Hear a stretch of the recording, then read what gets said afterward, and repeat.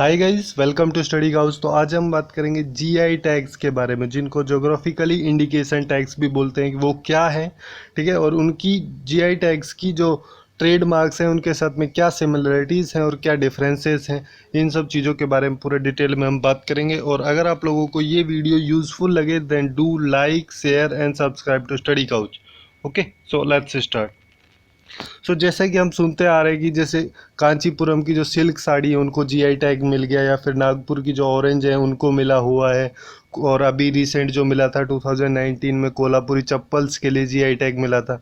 ये सब चीज़ों के लिए जो जीआई टैग या जोग्राफिकल इंडिकेशन टैग जो मिलता है, ये बेसिकली क्या है इसके बारे में पूरा हम बात करेंगे। और इसका जो ट्रेडमार्क्स हैं, जो ट्रेडमार्क होते हैं उनके साथ में क्या डिफरेंसेस हैं जीआई टैग्स के। ओके, सो बेसिकली जो जीआई टैग्स जो हैं, जिनको ज्योग्राफिकली इंडिकेशन टैग्स बोलते हैं, किसी भी प्रोडक्ट के लिए साइन किए जाते हैं। वो प्रोडक्ट जो किसी एरिया स्पेसिफिक, ज्योग्राफिकली जो एरिया या फिर ओरिजिन जहाँ पे उन प्रोडक्ट का होता है उसके लिए स्पेसिफिक होते हैं, कि उनकी क्वालिटी और रेपुटेशन उस एरिया के द्वारा पोजेस की जाती है। इनको बोलते हैं हम नॉर्मली जीआई टैग्स। जैसे कोल्हापुरी चप्पल है, तो जो चप्पल है वो कोल्हापुर की जगह पे ओरिजिनेट हुई है, तो जो जीआई टैग मिला है वो कोल्हापुर जगह के लिए, जो कि कर्नाटक में है। ओके, इस तरह से जीआई टैग्स दिए जाते हैं। उनकी क्वालिटी और उनका जो डिस्टिंक्टनेस है, एकदम जो अलग है, मतलब डिस्टिंक्ट है जो बाकी सब चीज़ों से, इस वजह से उनको जीआई टैग्स दिया जाता है। ओके, और ये किसी भी जोग्राफिकल लोकेशन के लिए हो सकता है, किसी कंट्री के लिए हो सकता है, और फिर किसी भी डिस्ट्रिक्ट या स्टेट का जो कोई भी पर्टिकुलर एरिया जैसे कोल्हापुर है उसके लिए भी हो सकता है। ओके, तो इंटरनेशनल लेवल पे अगर हम बात करें कि इनको गवर्न कैसे किया जाता है, जो जीआई टैग जो है इनको इंटरनेशनल लेवल पे गवर्न किया जाता है डब्ल्यूटीओ के द्वारा। डब्ल्यूटीओ मतलब वर्ल्ड ट्रेड ऑर्गेनाइजेशन का जो एग्रीमेंट है, ट्रिप्स जिसको हम बोलते हैं, trade related aspect of intellectual property rights.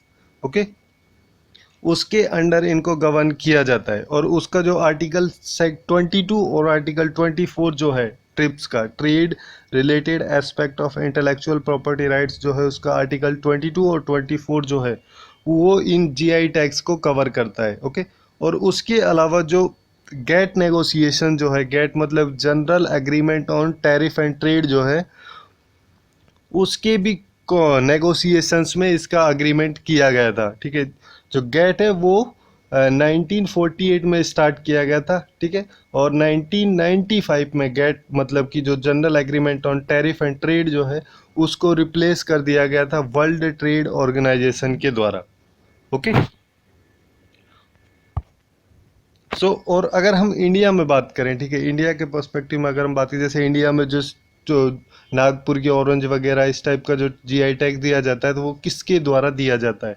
तो जो जोग्राफिकली इंडिकेशन ऑफ गुड्स जो है, जो रजिस्ट्रेशन एंड प्रोटेक्शन एक्ट जो है 1999 का, ओके 1999 का जो ये एक्ट है, जो कि स्टार्ट किया गया था 2003 में। ठीक है, 2003 से ये एक्ट लागू हुआ था सितंबर मंथ से।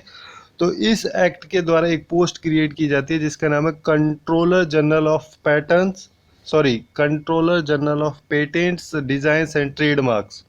तो ये जो पर्सन होता है, कंट्रोलर जनरल जो होता है पेटेंट्स, डिजाइन और ट्रेडमार्क्स का, ये जो जोग्राफिकल इंडिकेशन टैग्स या फिर जीआई टैग्स जो होते हैं उनका रजिस्ट्रार भी होता है। ओके, तो इनके द्वारा ही ये इंडिया में जीआई टैग्स जो हैं वो दिए जाते हैं किसी भी पर्टिकुलर प्लेस पे, कोई भी पर्टिकुलर प्रोडक्ट के लिए, जैसे नागपुर ऑरेंज हो गया। ओके, तो अगर हम बात करें जीआई टैग्स या फिर ज्योग्राफिकली इंडिकेशन टैग्स जो है उनकी ट्रेडमार्क के साथ में क्या सिमिलरिटीज़ और डिससिमिलरिटीज़ हैं। जो जीआई टैग्स जो हैं वो किसी भी प्रोडक्ट के किसी पर्टिकुलर प्लेस या फिर रीजन के लिए दिए जाते हैं।